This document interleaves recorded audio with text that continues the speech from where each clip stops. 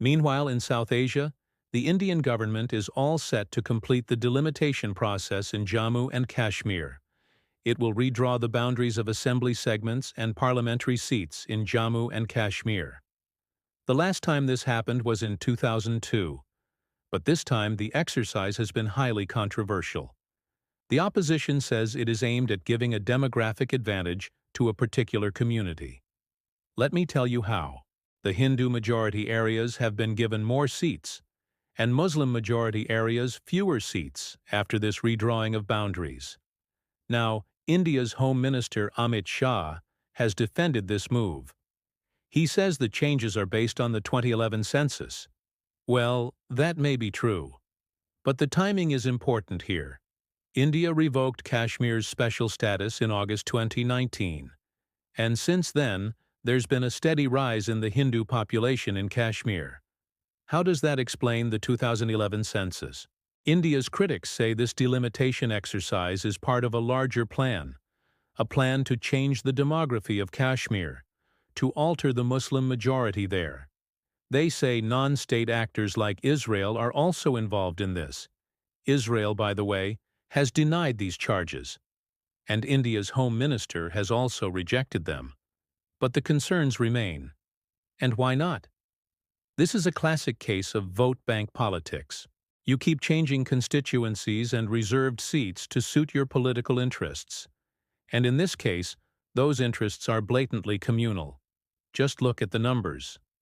Before 2002, Kashmir had 46 assembly seats. After 2002, the number went up to 87. And in that very same delimitation order, 48 seats were declared as reserved for the Pakistan-occupied Kashmir, or POK. That is 48 seats for a region that is not even under Indian control. It makes no sense whatsoever. What purpose do these seats serve? Is it not obvious that they were created to accommodate the BJP's Hindutva agenda? In plain sight, India is helping its own party win elections by manipulating figures. Pakistan has taken notice of this. Foreign Minister Bilawal Bhutto Zardari has written a letter to the UN Secretary-General.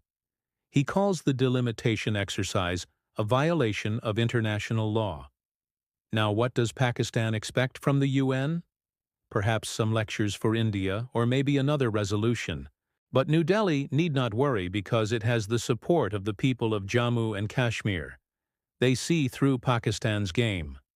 They know who really wants to keep Kashmir unstable, who really wants to make it a bone of contention between India and Pakistan. And that country is not India. And now India has a chance to end this decades-long tussle over Kashmir, to finally lay it to rest. That chance is called ceasefire. Last week, India and Pakistan agreed to a ceasefire along the line of control. It came into effect on the night of February. Both sides had agreed to it earlier, but it was not publicized. This new ceasefire is different. It was announced well in advance, and since both countries agreed to publicize it, it is likely to hold. And when it does, it could transform the India-Pakistan relationship. But don't take my word for it. Let me quote what Pakistani Prime Minister Imran Khan said on the ceasefire. We hope that this will be the first step towards solving all outstanding disputes. That's what Imran Khan said. So even Pakistan is calling this the first step. Just think about it. When was the last time Pakistan took a step back? Last time we checked, they were still on the offensive.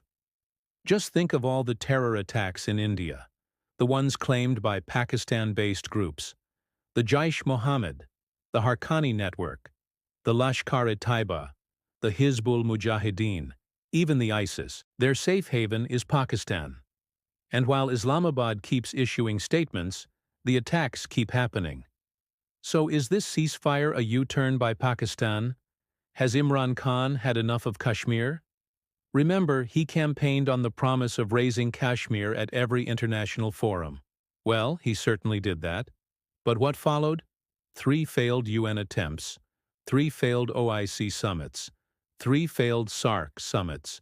No country dares touch this subject anymore. Even China has realized it is a losing bet.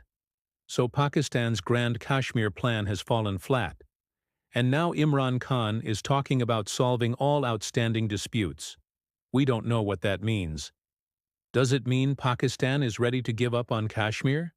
Don't jump the gun, we say. A ceasefire is certainly good news. We all support peace.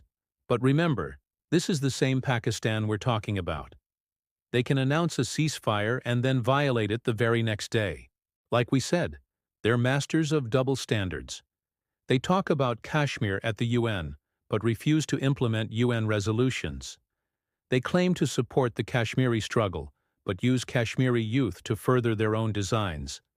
And now they claim to want a peaceful resolution. All we can say is let the deeds speak louder than words. If Pakistan is serious about a resolution, it must start with dismantling terror infrastructure, with ending cross-border infiltration, with punishing those who attack India. Those are the basics of any meaningful dialogue. Unfortunately, there's little to suggest that Pakistan is ready to do that.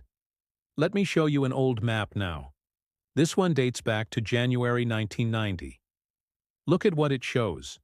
The map claims all of Kashmir is an independent state.